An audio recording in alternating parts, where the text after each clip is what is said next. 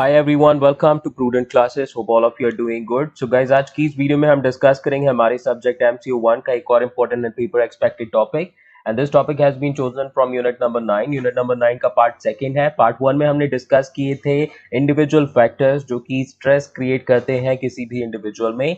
Now we are going to discuss the second important concept of this chapter which is the organizational factors जो कि stress को create करते हैं किसी भी इंडिविजुअल में. तो पेपर के पॉइंट ऑफ व्यू से काफी इंपॉर्टेंट टॉपिक है. सो वीडियो को एंड तक देखिएगा. वीडियो थोड़ा सा लॉन्ग होगा क्योंकि बहुत सारे पॉइंटर्स हैं जो हम डिस्कस करेंगे and this is my guarantee कि वीडियो के एंड तक जितने भी पॉइंट्स हैं और ये जो आंसर है वो आपका अच्छे से प्रिपेयर हो जाएगा और अगर एग्जाम में क्वेश्चन आता है तो आप अच्छे से अटेम्प्ट कर पाएंगे. आगे बढ़ने से पहले हमारा मिशन याद रखिएगा विच इज 70% और मोर इन दी अपकमिंग एग्जाम्स. ये हमारा टेलीग्राम चैनल है, इसको भी ज्वाइन कर लीजिएगा फॉर पीडीएफ्स. जो इंपॉर्टेंट क्वेश्चंस हैं आपके MCO 1 एंड बाकी अदर सब्जेक्ट्स के, I have already uploaded the PDF on my Telegram channel, तो वहां से आप डाउनलोड कर सकते हैं. और ये वीडियो अगर आपको अच्छी लगे तो उसको ज़्यादा से ज़्यादा लाइक कीजिएगा और अपने दोस्तों के साथ में शेयर भी कर दीजिएगा ताकि एग्जाम्स की प्रिपरेशन में उनकी हेल्प हो सके. This is what I expect everyone. Please share it maximum so that it can help other people as well. और चैनल पर अगर आप नए हैं, पहली बार आए हैं तो सब्सक्राइब कर लीजिएगा. Second important information which I would like to share, कि चैनल के प्लेलिस्ट में जो इंपॉर्टेंट टॉपिक्स अभी तक मैंने अपलोड किए हैं वो आपको मिल जाएंगे, तो एक बार प्लेलिस्ट भी रेफर कर लीजिएगा. तो अभी आगे बढ़ते हैं, स्टार्ट करते हैं अपने टॉपिक के डिस्कशन को. जो कॉजेज ऑफ स्ट्रेस की अगर मैं बात करूं तो दो कॉजेज होते हैं जो कि बेसिकली स्ट्रेस क्रिएट करते हैं किसी भी ऑर्गेनाइजेशन में. तो सबसे पहले कॉज की अगर मैं बात करूं तो सबसे पहले जो रीजन होता है जो कि कॉज क्रिएट करता है वो होते हैं इंट्रा ऑर्गेनाइजेशनल फैक्टर्स. ठीक है, इंट्रा ऑर्गेनाइजेशनल फैक्टर्स होते हैं यानी कि जो फैक्टर्स एक्चुअली में ऑर्गेनाइजेशन के अंदर होते हैं. अब आप ऑफिस में काम करेंगे या किसी ऑर्गेनाइजेशन में काम करेंगे तो कहीं ना कहीं कुछ ऑर्गेनाइजेशनल फैक्टर है, कुछ आपकी पर्सनल रीजंस होंगे जो आपको स्ट्रेस एक्चुअली क्रिएट करवाएंगे. नाउ दूसरे होते हैं आपके एक्स्ट्रा ऑर्गेनाइजेशनल फैक्टर्स, यानी कि ऐसे फैक्टर जो कि ऑर्गेनाइजेशन से रिलेटेड नहीं है, एनवायरनमेंट से रिलेटेड है, तो वो भी आपके स्ट्रेस को क्रिएट करते हैं. अब इंट्रा ऑर्गेनाइजेशनल फैक्टर्स की बात करूं तो इसमें आपके इंडिविजुअल फैक्टर्स आते हैं जो कि हमने वीडियो 1 में डिस्कस किए थे और अभी हम डिस्कस करेंगे ऑर्गेनाइजेशनल फैक्टर्स के बारे में. और एक्स्ट्रा ऑर्गेनाइजेशनल फैक्टर्स की बात करूं तो इसमें जितने भी एनवायरमेंटल फैक्टर्स हैं, चाहे वो इकोनॉमी से रिलेटेड हो, चाहे वो आपका कोई लीगल इम्प्लीकेशन से रिलेटेड हो या पॉलिटिकल कंडीशन से रिलेटेड हो, सब आते हैं. एग्जाम्पल के लिए कोविड की सिचुएशन देख लीजिए. कोविड की सिचुएशन में काफी लोगों का स्ट्रेस लेवल बढ़ गया. जो स्ट्रेस लेवल था वो बढ़ गया कोविड की वजह से. तो ये क्या है? ये बेसिकली इंट्रा ऑर्गेनाइजेशनल फैक्टर नहीं है, ये है हमारा एक्स्ट्रा ऑर्गेनाइजेशनल फैक्टर. ऑर्गेनाइजेशन का इस पर कोई भी कंट्रोल नहीं है. This is what you need to understand. तो एक्स्ट्रा ऑर्गेनाइजेशनल फैक्टर में ऑर्गेनाइजेशन का कोई भी कंट्रोल नहीं है, लेकिन अगर मैं बात करूं इंट्रा ऑर्गेनाइजेशनल फैक्टर्स तो वहां पर ऑर्गेनाइजेशनल फैक्टर्स हैं जिन पर एक ऑर्गेनाइजेशन कंट्रोल कर सकती है और जितने भी इंडिविजुअल फैक्टर्स हैं वहां भी एक लेवल तक हेल्प की जा सकती है ऑर्गेनाइजेशन के थ्रू. तो आई एम श्योर कि ये पॉइंट आपको क्लियर होगा. नाउ आगे बढ़ते हैं अपने मेन टॉपिक पर. अभी हम बात करेंगे तो ऑर्गेनाइजेशनल फैक्टर्स ऑफ स्ट्रेस की अगर हम बात करें तो आप सभी को पता है एक ऑर्गेनाइजेशन क्या होती है, combination of resources, goals, strategies and different policies. तो अलग अलग पॉलिसीज होती हैं, अलग अलग स्ट्रेटजीज होती हैं एक ऑर्गेनाइजेशन में, आपके गोल्स होते हैं, रिसोर्सेस होते हैं, इन सबको मिलाकर, इन सबको कंबाइन करके एक ऑर्गेनाइजेशन बनती है. Okay, now in order to make people to work, organizations create structure, process and different working conditions. तो अब लोगों से काम कराना है, अगर ऑर्गेनाइजेशन को अपने गोल्स अचीव करने हैं, अपनी स्ट्रेटजीज को इम्प्लीमेंट कराना है, तो लोगों से काम कराना पड़ेगा. तो it has to make sure that it makes the people to work, लोगों से काम कराए. और इसके लिए वो क्या करती है, ऑर्गेनाइजेशन स्ट्रक्चर क्रिएट करती है, ऑर्गेनाइजेशन में डिफरेंट प्रोसेसेस एस्टेब्लिश कराती है, अलग अलग वर्किंग कंडीशंस प्रोवाइड करती है आपके एम्प्लॉयज को ताकि वो क्या कर सकें, आपके जो ऑर्गेनाइजेशनल गोल्स हैं, ठीक है, जो आप अचीव करना चाहते हो अपने ऑर्गेनाइजेशन के क्रिएशन से, या फिर आपके ऑर्गेनाइजेशनल आप ऑब्जेक्टिव्स बोल सकते हो, उसको आप अचीव कर सको. तो उस लोगों से काम करवाने के लिए आपको क्या करना पड़ता है, ऑर्गेनाइजेशन में स्ट्रक्चर क्रिएट करने पड़ते हैं, प्रोसेस क्रिएट करनी पड़ती हैं और different different working conditions provide करनी पड़ती हैं. अब नाउ बहुत सारे internal and external organizational factors होते हैं जो कि एनवायरनमेंट ऑफ स्ट्रेस क्रिएट करते हैं किसी भी इंडिविजुअल के लिए. ध्यान दीजिएगा, internal and external organizational factors होते हैं जो कि क्या करते हैं, क्रिएट करते हैं स्ट्रेस किसी भी इंडिविजुअल के लिए। आप देखिए, आप अगर एक एम्प्लॉय है, कंपनी में काम कर रहे हैं, तो काम करते करते स्ट्रेस तो आपके ऊपर आएगा। आप नहीं भी लेना चाहें तो भी थोड़ा बहुत स्ट्रेस तो आएगा आपका, ठीक है। तो वही बात करेंगे, अब ऑर्गेनाइजेशनल फैक्टर्स की बात करेंगे। तो एक ऑर्गेनाइजेशन में कौन कौन से ऐसे फैक्टर्स हैं जो कि बेसिकली आपका स्ट्रेस क्रिएट करेंगे। तो अभी हम बात करते हैं कौन से इंटरनल फैक्टर्स है, कौन से एक्सटर्नल फैक्टर्स है, उनके नाम जान लेते हैं और फिर आगे डिटेल में जो हमारे 8 इंपॉर्टेंट फैक्टर्स हैं उनको डिस्कस करेंगे, ठीक है। तो इंटरनल फैक्टर्स की बात करूं, इंटरनल ऑर्गेनाइजेशनल फैक्टर्स जो कि स्ट्रेस क्रिएट करेंगे वो कौन कौन से हैं। पुअर वर्किंग कंडीशंस, आपकी जो वर्किंग कंडीशंस है ऑर्गेनाइजेशन में वो अच्छी नहीं हो तो भी आपका स्ट्रेस क्रिएट होगा। अगर पुअर लेबर मैनेजमेंट रिलेशनशिप होगा तब भी स्ट्रेस क्रिएट होगा, यानी कि लेबर और मैनेजमेंट के बीच में रिलेशनशिप काफी खराब है। आपके पुअर पियर्स और कोलीग्स बिहेवियर होगा, यानी कि आपके जो टीम मेंबर्स हैं उनका बिहेवियर काफी खराब है तो भी आपका स्ट्रेस क्रिएट होता है। पुअर रिसोर्स डिस्ट्रीब्यूशन है, यानी कि जो रिसोर्सेज है उनको ठीक से डिस्ट्रीब्यूट नहीं किया जा रहा ऑर्गेनाइजेशन में तो भी स्ट्रेस क्रिएट हो सकता है।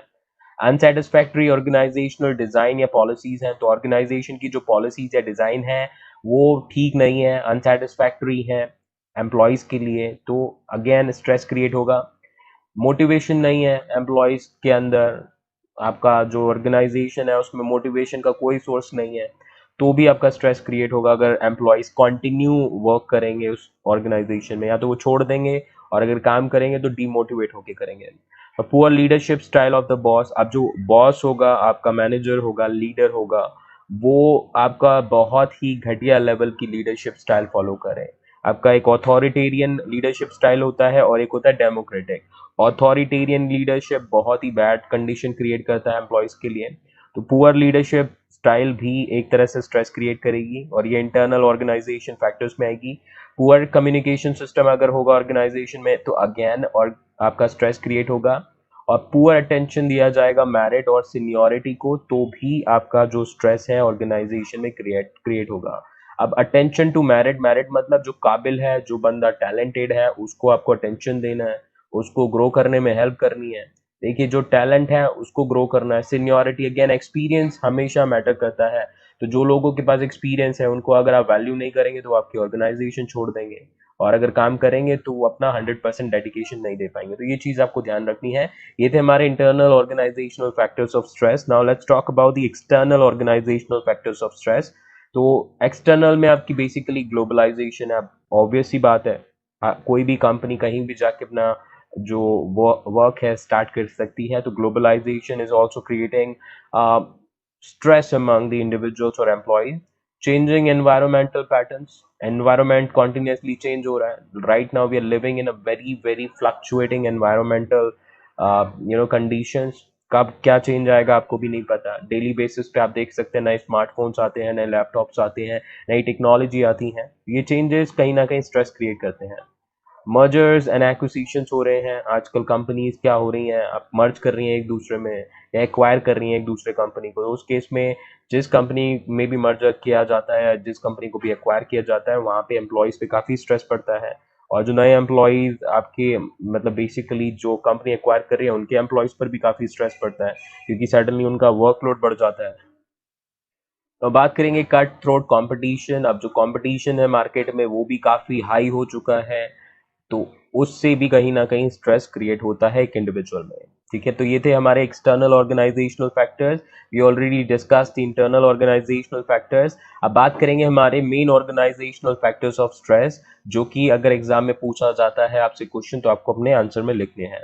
मेन हम बात करें तो हमारे total we are going to discuss 8 important organizational factors जो कि स्ट्रेस क्रिएट करते हैं इंडिविजुअल में। सबसे पहला हम डिस्कस करेंगे वर्किंग कंडीशंस के बारे में। Second, we are going to discuss the organizational task. Third, we are going to discuss the administrative policies and strategies. तो किस तरीके से administrative policies and strategies क्या करती हैं, organizational factor के तौर पर stress create करती हैं। Next, we will discuss the organizational structure and design. Next, we will discuss the organizational leadership, how organizational leadership as an organizational factor will create stress among an employee or individual. फिर उसके बाद में हम discuss करेंगे group dynamics, किस तरीके से एक ऑर्गेनाइजेशनल फैक्टर होगा स्ट्रेस का. And after that we are going to discuss the organization process and style being an organizational factor of stress. And the last one we are going to discuss the organizational life cycle. तो किस तरीके से organization की life cycle basically stress create करेगी और एक organizational factor होगी stress का. तो इन pointers को याद कर लीजिए. First we are going to discuss about the working condition as an organizational factor of stress. Then we are going to discuss the organizational task as an organizational factors of stress. Then we are going to discuss about the administrative policies and strategies. Then organizational structure and design. Organizational leadership will be the next topic. Group dynamics will be the next factor, or you can say the organizational factor of stress. Then after we are going to discuss the organizational process and style as an organizational factor of stress. And the last one will be the organizational life cycle. Okay, तो I am sure कि heading से आपको समझ में आ चुकी होंगी. तो चलिए जल्दी से डिस्कस कर लेते हैं, बहुत कुछ है पढ़ने के लिए. और वीडियो अगर आपको अच्छी लग रही है तो प्लीज लाइक कीजिएगा और टेलीग्राम ग्रुप को भी ज्वाइन कर लीजिएगा. नाउ चलिए सबसे पहला पॉइंट आ चुका है, वर्किंग कंडीशंस की बात करेंगे. तो सबसे पहला ऑर्गेनाइजेशनल फैक्टर है जो कि स्ट्रेस क्रिएट करता है किसी भी ऑर्गेनाइजेशन में. और सबसे इंपॉर्टेंट पॉइंट जो आपको ध्यान रखना है कि जो वर्किंग कंडीशंस होती हैं और स्ट्रेस जो है उनके बीच में ऑपोजिट रिलेशनशिप है, या फिर आप कह सकते हो इनवर्स रिलेशनशिप है. यानी कि अच्छी वर्किंग कंडीशंस है तो स्ट्रेस कम होगा, और अगर आपकी जो वर्किंग कंडीशंस है वो अच्छी नहीं है तो क्या होगा, बेसिकली स्ट्रेस ज्यादा होगा. तो इनका इनवर्स रिलेशनशिप है. सिंपल बोले तो गुड वर्किंग कंडीशंस का मतलब होगा आपका लेस स्ट्रेस. ठीक है, लेस स्ट्रेस. और आपकी पुअर वर्किंग कंडीशंस होंगी ऑन द अदर हैंड. अगर वर्किंग कंडीशंस पुअर होंगी तो उस केस में आपका जो स्ट्रेस लेवल होगा अमंग द एम्प्लॉयज, तो वहां पर स्ट्रेस का जो लेवल होगा वो ज्यादा होगा. ठीक है, less stress and more stress depending upon the working conditions that will be having. तो ध्यान दीजिएगा, ऑपोजिट या फिर इनवर्स रिलेशनशिप होता है between the working condition and stress. Employees working under poor working conditions are subject to higher stress. तो ये already discuss कर चुके. Now the factors that lead to more stress are. अब कौन कौन से फैक्टर्स है वर्किंग कंडीशन के जो कि स्ट्रेस को क्रिएट करते हैं एक इंडिविजुअल में. अगर आपका जो वर्क एरिया है वो कंजस्टेड होगा, यानी बहुत स्पेस कम है, आपस में बहुत सारे लोग एक जगह पर काम कर रहे हैं, तो भी आपको एक बहुत ही बैड वर्किंग कंडीशन या एनवायरनमेंट मिलेगा और वहां पर आपको स्ट्रेस ज्यादा होगा. अगर आप जिस प्लेस पर काम कर रहे हैं वहां पर डस्ट है, हीट है, नॉइज है, पोल्यूटेड एयर है, आपकी टॉक्सिक केमिकल्स के ओडोर यानी कि स्मेल है, बेसिकली रेडिएशन है, पुअर वेंटिलेशन है, आपकी जो वर्किंग कंडीशन है वो अनसेफ है, डेंजरस है, आपकी प्राइवेसी नहीं है वहां पर. तो ये सभी जो पॉइंटर्स है बेसिकली क्या करेंगे, आपके स्ट्रेस को क्रिएट करेंगे. ठीक है, तो आप क्या कर रहे हैं, एक ऐसी एरिया में ऐसी प्लेस पर काम कर रहे हैं जहाँ पर डस्ट है, अगेन आप हेल्दी नहीं रहेंगे ज्यादा टाइम तक, हीट है, नॉइज है, पोल्यूटेड एयर है, ठीक है, केमिकल्स की स्मेल है, रेडिएशन है, वेंटिलेशन ठीक से नहीं हो रहा, आपका जो एनवायरनमेंट है कभी भी हो सकता है कि आपका एक्सीडेंट हो जाए, चोट लग जाए, अनसेफ है एंड डेंजरस आपकी वर्क कंडीशंस हैं, आपकी प्राइवेसी नहीं है वहां पर. तो ये आपके जो फैक्टर्स हैं, ये जो आपकी पुअर वर्किंग कंडीशंस के फैक्टर्स हैं, ध्यान दीजिएगा, ये हमारे पुअर वर्किंग कंडीशंस के फैक्टर्स हैं. ठीक है, पुअर वर्किंग कंडीशंस के फैक्टर्स हैं, और इससे आपका क्या होगा, स्ट्रेस बढ़ेगा, स्ट्रेस का जो लेवल है वो इंक्रीज होगा. ओके, तो पहला पॉइंट आपको समझ में आ चुका होगा. Now let's talk about the point number 2.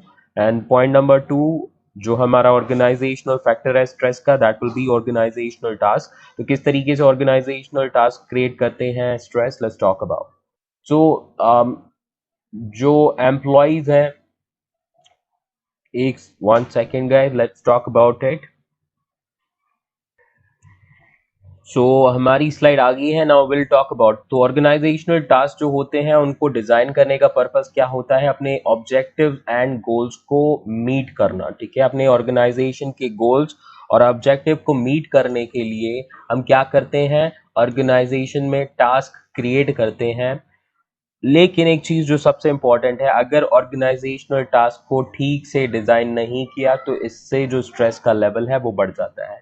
If the organisational task are design properly in a proper manner तो आपका स्ट्रेस कम होगा, लेकिन अगर आपके ऑर्गेनाइजेशनल टास्क पुअरली डिजाइन है तो आपका स्ट्रेस लेवल जो है एम्प्लॉयज का वो बढ़ेगा।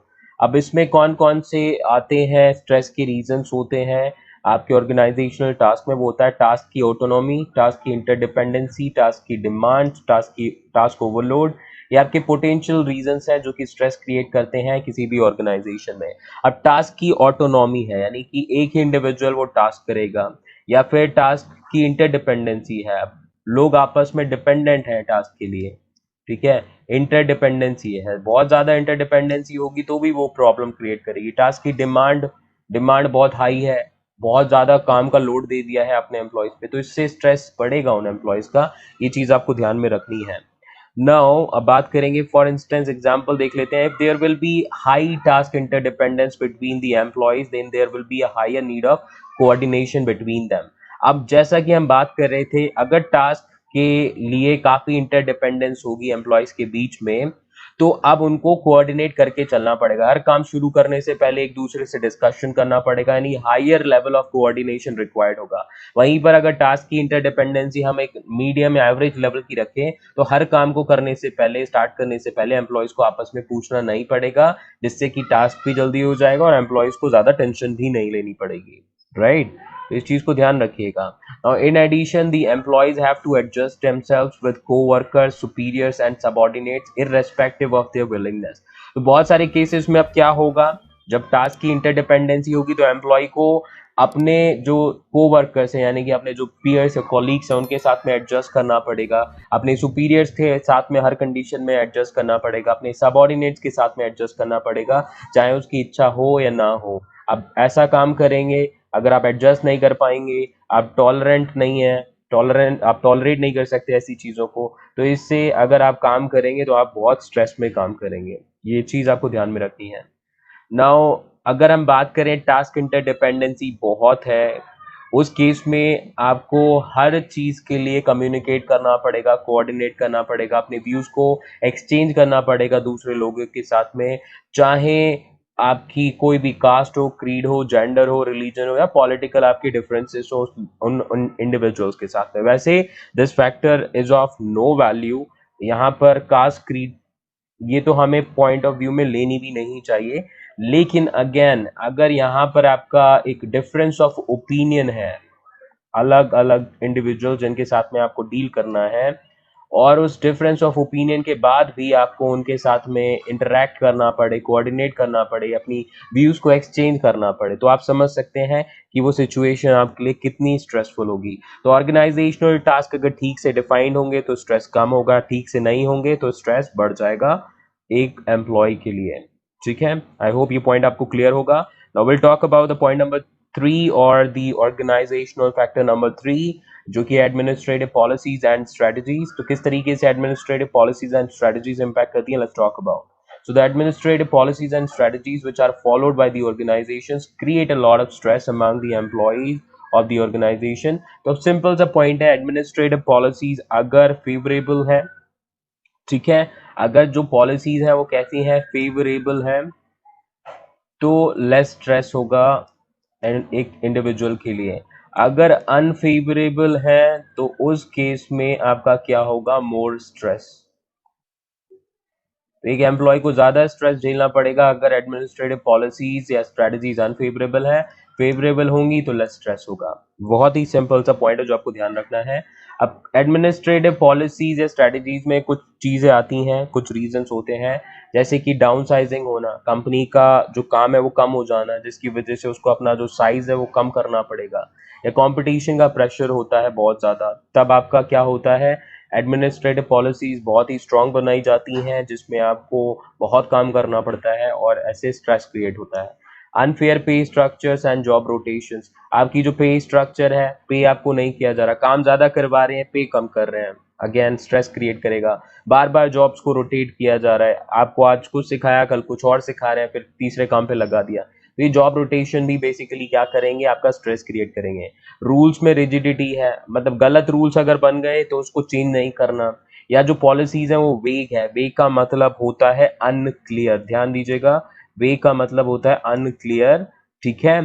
तो अगर रूल्स आपके बहुत ही ज्यादा रिजिड है, यानी गलत रूल भी है तो चेंज नहीं कर सकते, ऐसी रिजिडिटी है तो भी स्ट्रेस क्रिएट होगा।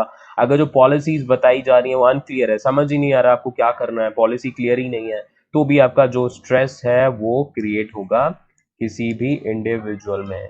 तो स्ट्रेस की सिचुएशन से आपको डील करने के लिए ध्यान रखना है एडमिनिस्ट्रेटिव पॉलिसीज एंड स्ट्रेटजीज आपकी जितनी हो सके फेवरेबल होनी चाहिए। नाउ बात करेंगे हमारे फोर्थ ऑर्गेनाइजेशनल फैक्टर के बारे में, जो कि है organisational structure and design. Let's talk about. So there are some aspects of organizational structure and design such as specialization, centralization, line and staff relationship, span of control and organizational communication which create a lot of stress in organizations. तो आप सभी ने organisation structure के concept के बारे में पढ़ा होगा, ऑर्गेनाइजेशन डिजाइन के कॉन्सेप्ट के बारे में पढ़ा होगा। तो ऑर्गेनाइजेशन का जो स्ट्रक्चर होता है वो हेल्प करता है आपकी एक रिपोर्टिंग रिलेशनशिप को एस्टैब्लिश करने में, ठीक है। और रिपोर्टिंग रिलेशनशिप के थ्रू ही जो आपका यूनिटी ऑफ डायरेक्शन है वो बना रहता है। तो कुछ एस्पेक्ट्स होते हैं, इंपॉर्टेंट एस्पेक्ट्स होते हैं ऑर्गेनाइजेशन स्ट्रक्चर के और डिजाइन के, जो कि है स्पेशलाइजेशन, यानी कि जिसको जो काम अच्छा आता है उसको स्पेशलाइज बना दो। सेंट्रलाइजेशन है, लाइन एंड स्टाफ रिलेशनशिप होता है आपका।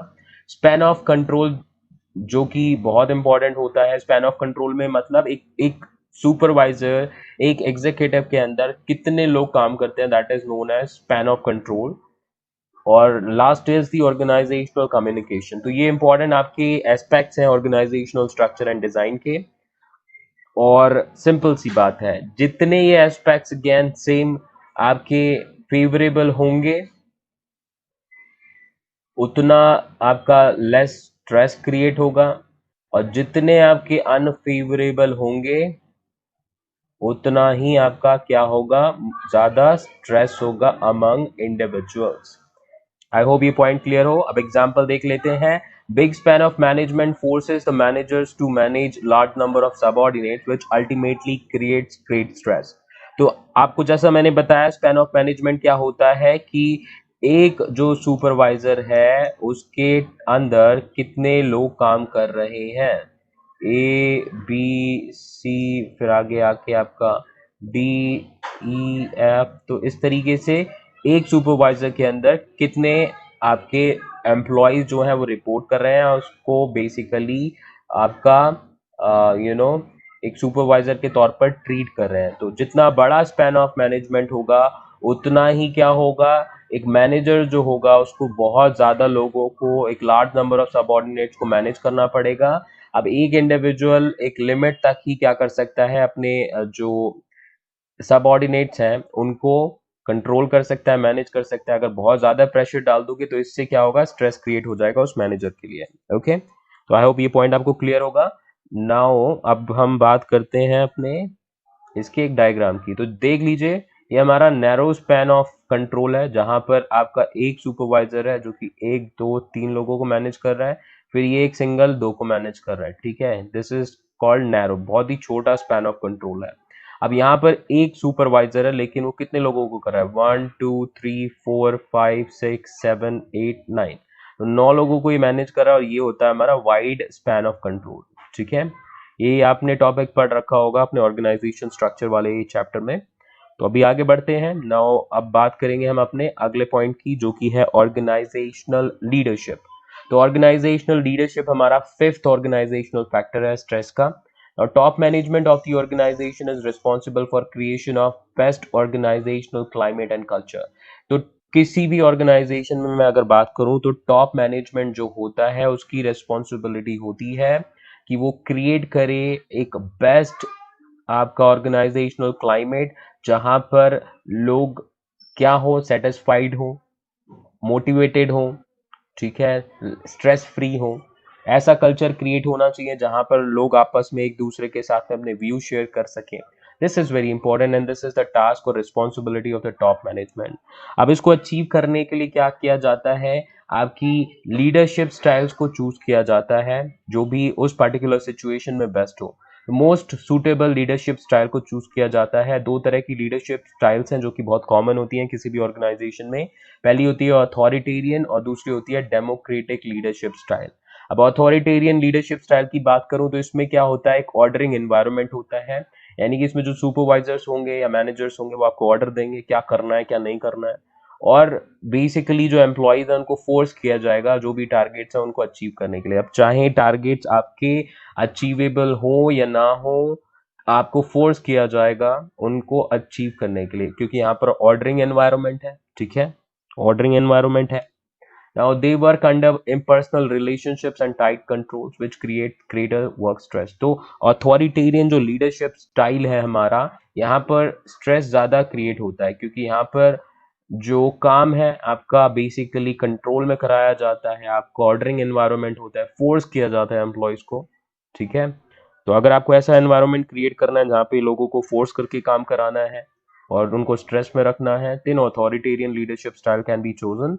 बट अगर आपको मेक श्योर करना है कि स्ट्रेस कम हो आपके एम्प्लॉयज में ताकि वो अपना 100% दे सकें, तो डेमोक्रेटिक लीडरशिप स्टाइल को फॉलो कराना होगा, जहां पर आपका एक क्लाइमेट क्रिएट होगा या एनवायरनमेंट क्रिएट होगा फ्रेंडलीनेस का, जहां पर आपके जो एम्प्लॉयज हैं उनको पार्टिसिपेशन का मौका दिया जाएगा डिसीजन मेकिंग में, जहां पर उनको नॉन फाइनेंशियल फाइनेंशियल मोटिवेशन भी मिलेगा और उनको फ्लेक्सिबिलिटी भी मिलेगी ऑर्गेनाइजेशन में।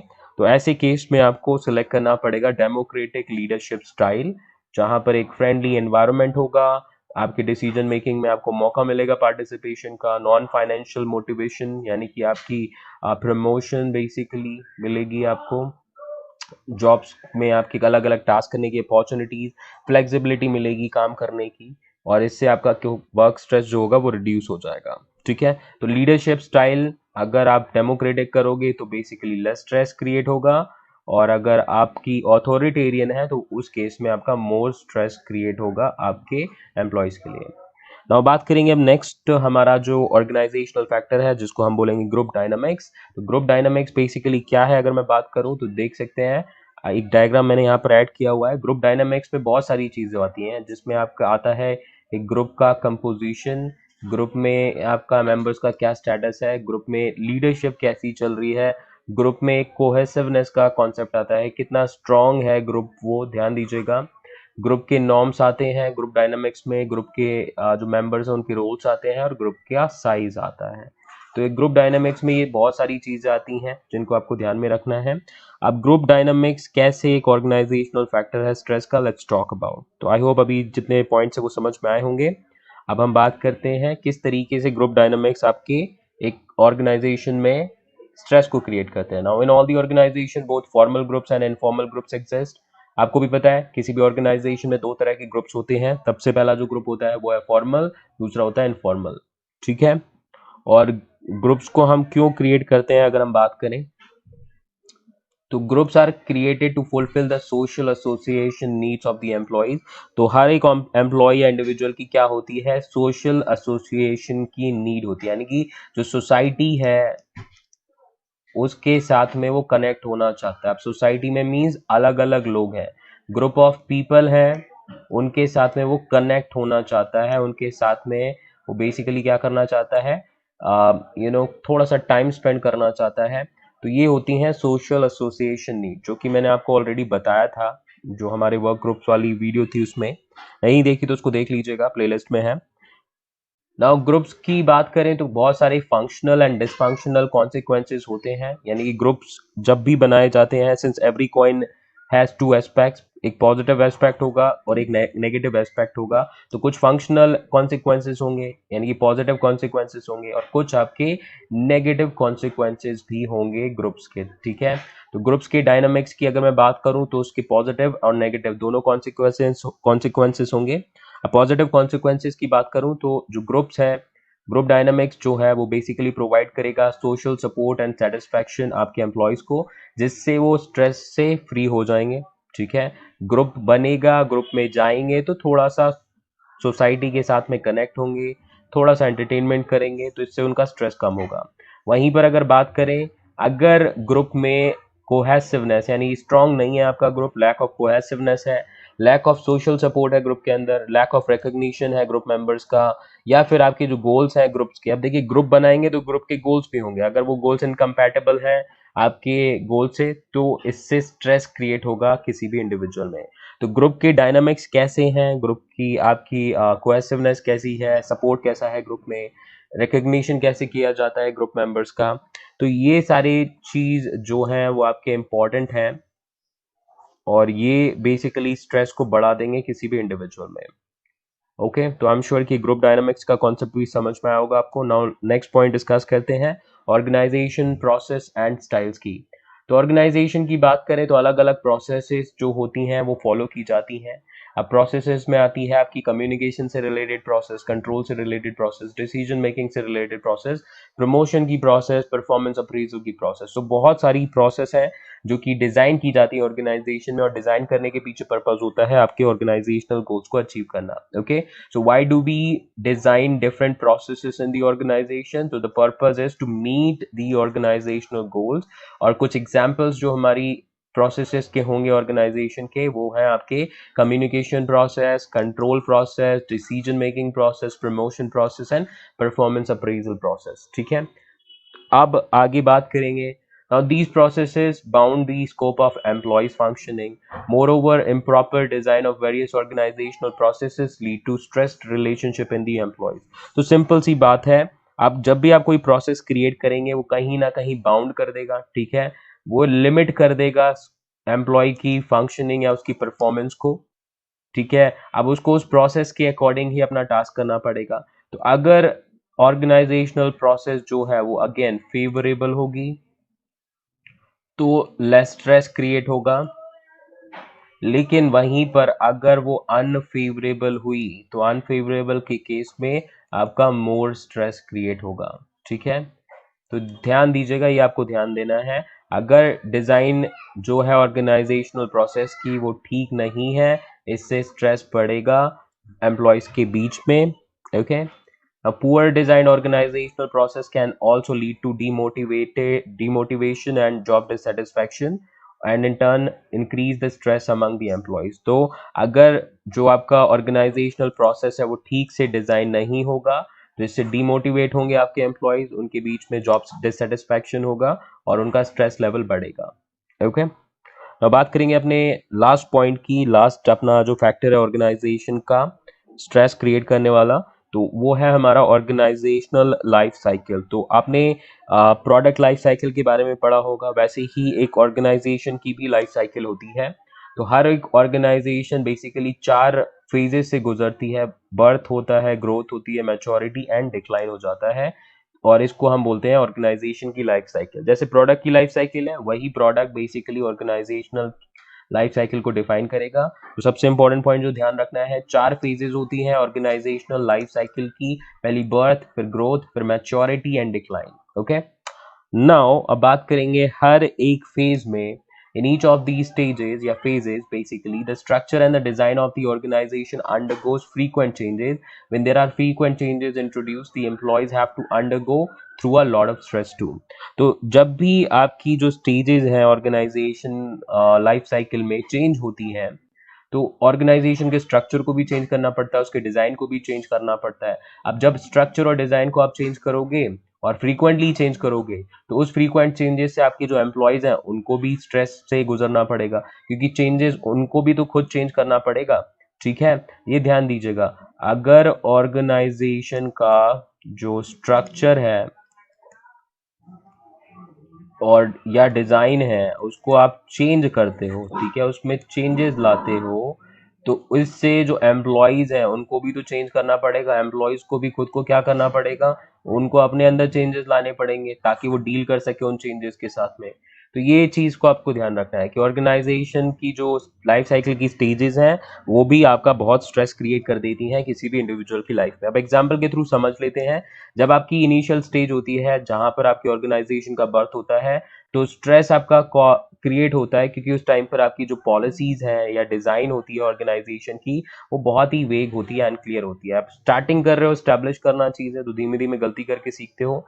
फिर आपका ग्रोथ स्टेज आ जाता है, तो यहाँ पर अपना जो एम्प्लॉयज होते हैं उनको स्ट्रेस मिलता है क्योंकि उनके जो डिमांड है उनसे जो एक्सपेक्टेशन है ऑर्गेनाइजेशन की वो बढ़ जाती है, और कभी कभी जो उनकी डिमांड है, उनसे जो डिमांड की जाती है या उनसे एक्सपेक्टेशन रखी जाती है वो बहुत ज़्यादा हाई होती है, फिर कन्फ्लिक्टिंग नेचर की हो जाती है, जिसको वो मीट नहीं कर पाते, फेल हो जाते हैं मीट करने से, और जब फेल होते हैं तो आपका स्ट्रेस क्रिएट होता है। ओके, नाउ बात करेंगे हमारी जो नेक्स्ट स्टेज है, जो कि डिक्लाइन स्टेज की बात करेंगे। तो इसमें स्ट्रेस क्रिएट होता है आपका जब एक ऑर्गेनाइजेशन डाउनसाइजिंग करती है, या उसमें रिट्रेंचमेंट यानी जॉब से लोगों को निकाला जाता है, या फाइनेंशियल रिवार्ड्स को खत्म कर दिया जाता है, या ऑर्गेनाइजेशनल सिस्टम में चेंजेस लाए जाते हैं।